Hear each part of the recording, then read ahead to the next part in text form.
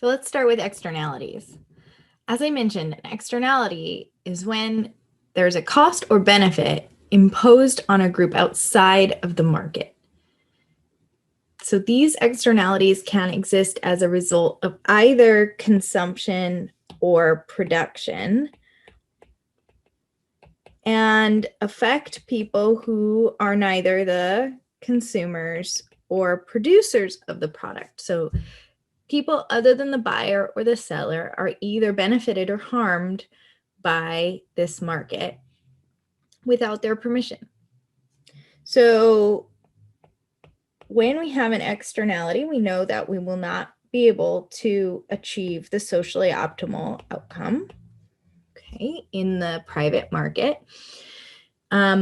This really applies to a range of different problems, and understanding how to deal with these problems is quite important. So I want to start out by talking about a few examples and then how externality problems can be resolved at an individual level without government intervention. So when we're thinking about examples of externalities, it's important to understand that scale matters, and the type of externality we're dealing with is going to affect the type of regulation that we want to enact. So when we're thinking about negative externalities, probably the first thing that comes to mind is pollution, right? I go to the store and I buy a t-shirt, and that t-shirt resulted in some water pollution that I don't really think about when I'm buying the t-shirt, right? So pollution from production is certainly a big problem that we have. We also have pollution from consumption, which we might approach differently. So for example, when I drive my car, I pollute, and this is really a global problem. So I create greenhouse gases, which creates more global warming, and that affects everybody on the planet, right? So the scale of the problem is going to matter in terms of how we formulate a solution to that problem. All right, another example of a less global externality is secondhand smoke, right? So when I drive, that affects everybody on the planet. But if we have someone smoking, that secondhand smoke creates a negative externality just for the people around them. So again, you can start to see how we want to approach those types of problems differently. Okay, so for positive externalities or benefits, I find that people are a little bit less used to thinking about them, but we have important examples as well. So from consumption, vaccination is an example of good that has a positive externality. And hopefully you're starting to understand this a bit more now that we're living through a pandemic. But when I get vaccinated, it not only prevents me from getting sick, but because I'm less likely to get sick, I'm also likely to spread the illness. So everyone that I regularly come into contact with also has a reduction in risk when I become vaccinated. And the result of this is that I don't usually take that into account when I decide whether or not to get a flu shot. I'm mostly thinking about myself. So people are under vaccinating, right? We do not end up at the socially optimal outcome. And so understanding these incentives now, particularly during the pandemic, is important for formulating effective government policy. Okay, and then from production, the classic example is bees and pollination. So we keep bees to get honey, which is delicious. But when I go to the store to get honey, I don't really think about the fact that bees also help plants, both commercial plants and plants in the environment, to get pollinated and therefore create more plants, right? More fruits. And many of the foods that we eat rely on pollinators. Okay, so we've got a really wide range of examples and situations in which we might have an externality problem. We know that in these situations, it may not be possible to get to the socially optimal outcome. However, in some situations, these problems can be solved quite quickly at an individual level. And to understand that, we're going to talk a little bit about Coase theorem. So Coase theorem outlines the conditions which, if met, mean that individuals can solve these externality problems for themselves. So here we have this example of Bill and Ted. Bill and Ted are roommates. Bill likes to listen to totally awesome music. Ted hates the music.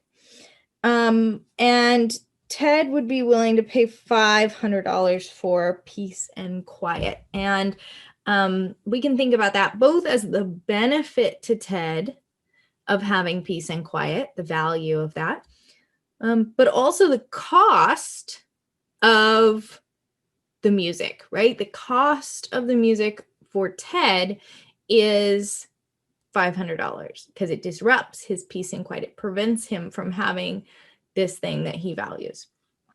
Okay, so there are two possible solutions. Bill can buy headphones. Ted can soundproof his room. Besides the cost, they are both indifferent to the two options. What is the socially optimal outcome? So we want to think about the outcome that yields the highest surplus for the group. Here we have two people, so the highest combined surplus for these two people.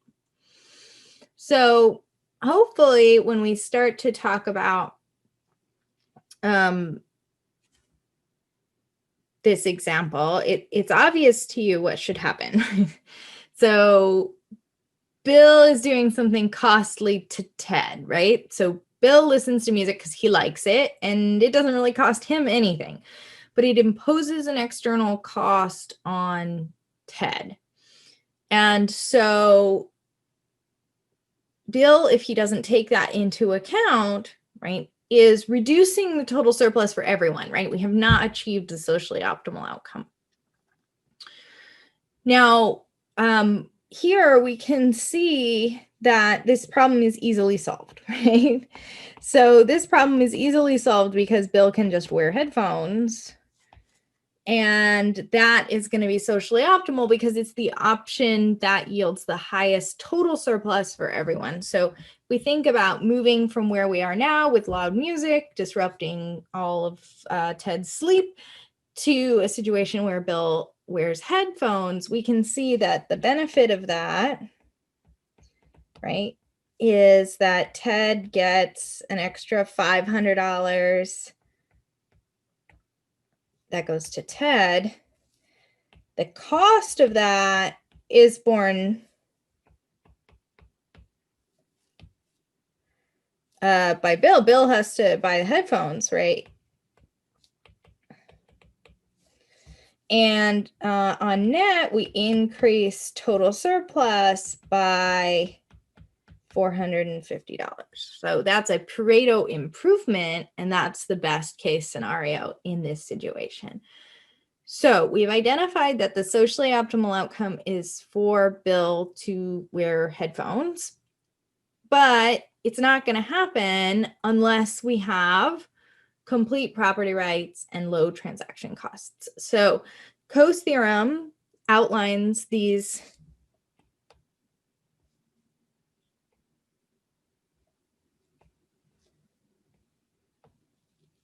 characteristics that are necessary to achieve the socially optimal outcome.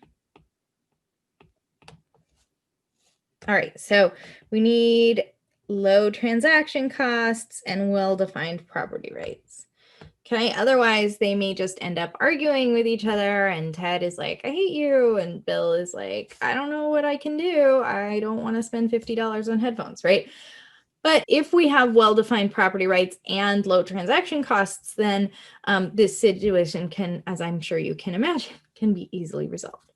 So let's talk a little bit about property rights. Property rights are important in this unit in society. It just basically means who has the right to do what, right? So here, say Bill and Ted have a roommate agreement where they've both agreed to certain rules of the house. Now, there are two different kind of property right allocations that we could see in this particular situation. One is that Ted, or people in general, have a right to peace and quiet. Okay.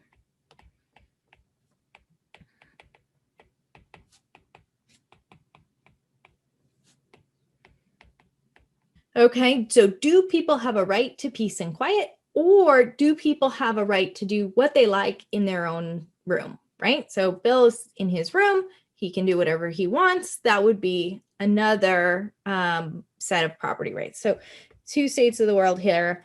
Bill has the right to listen to music, or Ted has the right to peace and quiet. And if we haven't clearly defined who has the right to what, then we're in conflict in this situation. But if we have clearly defined who has the right to what, then we can achieve the socially optimal outcome. So if Ted has a right to peace and quiet, then Bill is responsible for buying headphones to protect Ted's right to peace and quiet, right? So in this situation, Bill will buy the headphones.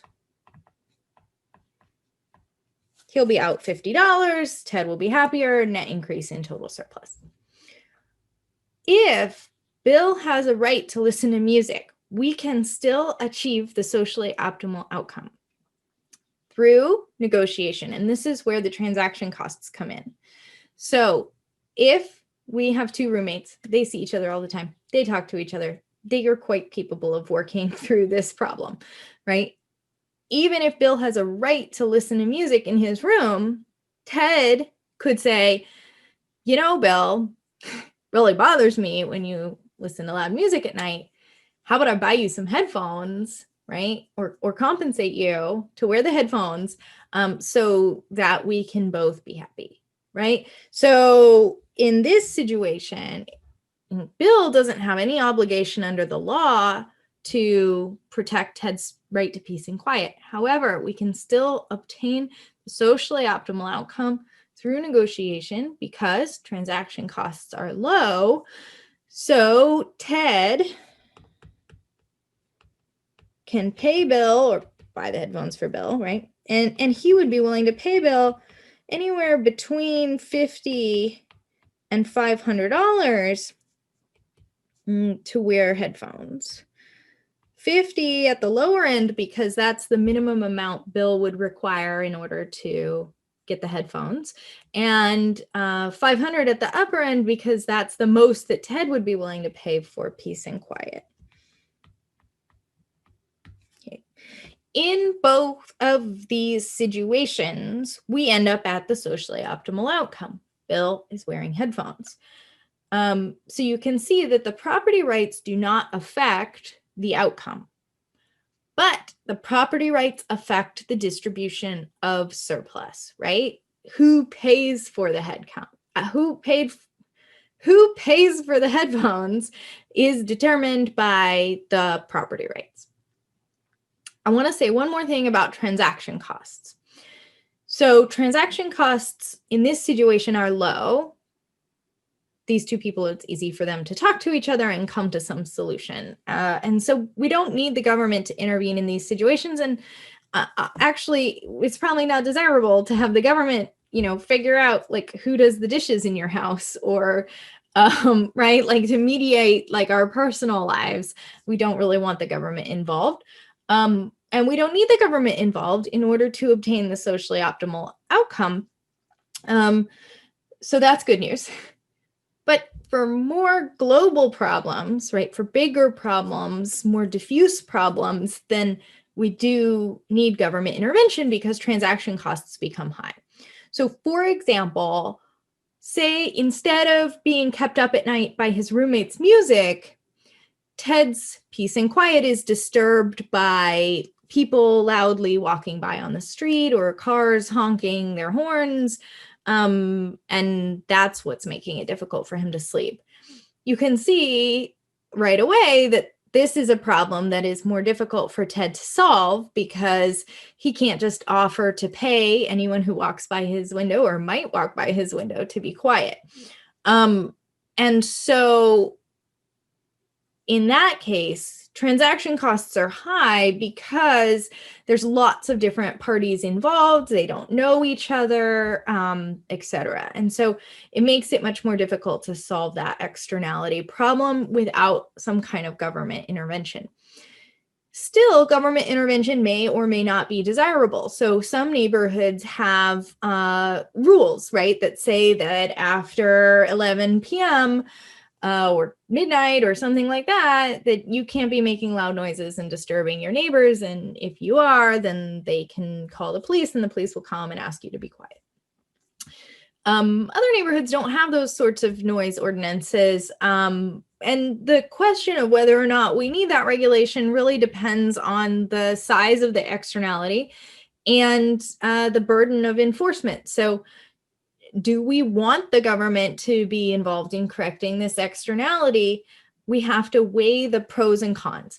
How big is the problem? Is this a substantial cost to society that needs to be addressed? In the case of like global warming, is probably yes. In the case of people being noisy, like maybe not.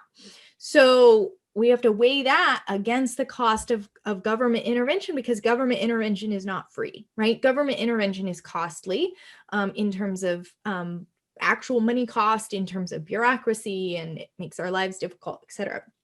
So we have to think about, when we're considering government intervention to correct for an externality, whether or not the cost of the externality is big enough to justify more of burden of bureaucracy.